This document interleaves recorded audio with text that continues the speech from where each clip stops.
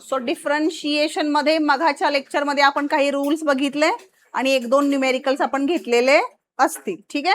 So आता हे करून बघा बरं. Question D of D T of 5t² minus 4t plus 5. पटकन सांगा बरं याचा आन्सर काय असेल.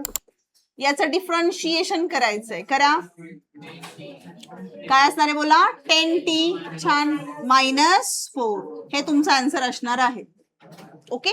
आणि सपोज त्यांनी टीचं पण व्हॅल्यू दिलं. Find the value at t equals to 2 seconds etcetera. तर तुम्हाला टीचं व्हॅल्यू किती ठेवायचं आहे.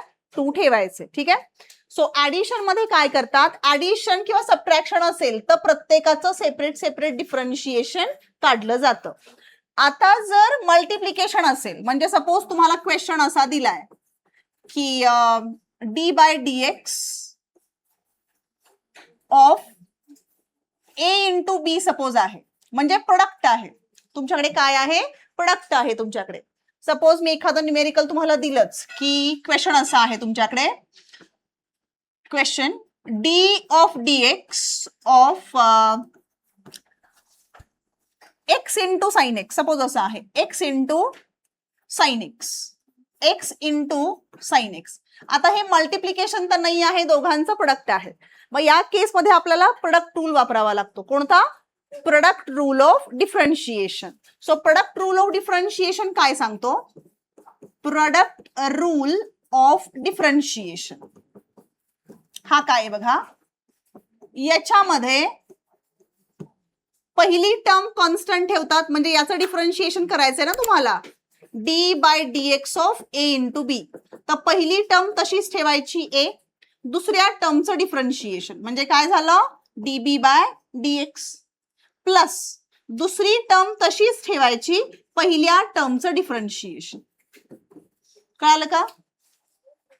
काही नाही करायचंय. पहिलं टर्म आहे तसं ठेवा. दुसऱ्या टर्मचं डिफरन्शिएशन घ्या. पुन्हा दुसरी टर्म आहे तशी ठेवा. पहिल्या टर्मचं काय असणार आहे. डिफरन्शिएशन असेल. म्हणजे ऍडिशन सारखं नाही आहे. ऍडिशन मध्ये आपण कसं करायचो तर सेपरेट सेपरेट डिफरन्शिएशन काढायचो.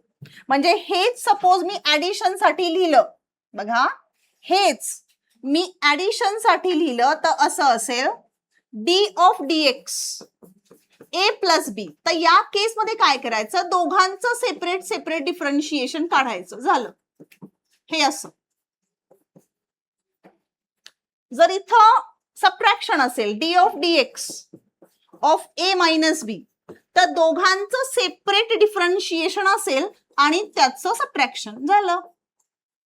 हा सिंपलचा रूल आहे ऍडिशन आणि सबट्रॅक्शनचा. फक्त मल्टिप्लिकेशन मध्ये काय येतं तर पहिली टर्म तशीच ठेवा. दुसऱ्याचं डिफरन्शिएशन प्लस दुसरी टर्म तशीच ठेवा. पहिल्याचं काय असणार आहे डिफरन्शिएशन. आता जर मी हे तुम्हाला करून दाखवलं आपल्या युज्युअल प्रोसेसनं. Question d of dx suppose असं आहे x प्लस साइन एक्स असं आहे. तर हे ऍडिशन आहे. इथं काही तो फॉर्म्युला यूज करायची गरज नाही. ऍडिशनचा आपण यूज करू शकतो. तर याच्यामध्ये मी काय करणार डिफरन्शिएशन सेपरेट करणार.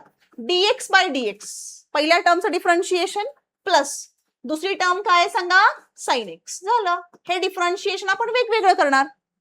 आता dx/dx किती झालं 1 आणि साइन एक्सचं डिफरन्शिएशन काय असतं बोला cos x. हे तुमचं आन्सर झालं.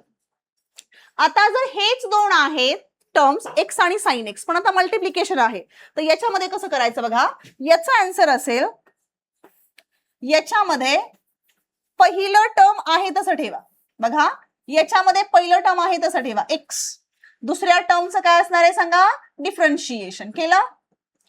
पहिलं टर्म तसंच ठेवलं. दुसऱ्या टर्मचं काय झालं डिफरन्शिएशन प्लस दुसरी टर्म तशीच ठेवा आणि पहिल्या टर्मचं काय असणार आहे डिफरन्शिएशन.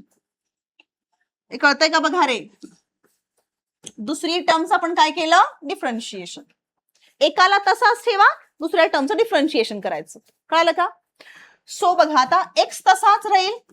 साइन एक्सचं डिफरन्शिएशन काय तर सांगा cos x plus sine x तसाच राहील आणि याचं डिफरन्शिएशन किती येणार रे 1. म्हणून येईल ना dx बाय dx किती येईल 1 येईल. सो तुमचा आन्सर काय झालं x cos x plus sin x. हे आन्सर झालं तुमचं. कळालं का? हे आपण रेअरली वापरतो. मल्टिप्लिकेशनचा आपण रेअरली वापरतो. आपण न्यूमेरिकल्स घेऊ याचे अजून सुद्धा. जर प्रोडक्ट दिला असेल डिफरन्शिएशन मध्ये प्रोडक्ट, तर पहिली टर्म तशीच ठेवा, दुसऱ्याचं डिफरन्शिएशन प्लस दुसरी टर्म तशीच ठेवा, पहिल्याचं काय असणार आहे डिफरन्शिएशन. ठीक आहे, ओके. अरे लक्षात येते का हे काय करतोय ते? एक्झाम्पल घेतल्यानंतर अजून लक्षात येईल. घेऊ आपण याचे एक्झाम्पल्स. प्रोडक्ट रूल फारसा येत नाही, रेअरली प्रोडक्ट रूल आपण वापरतो.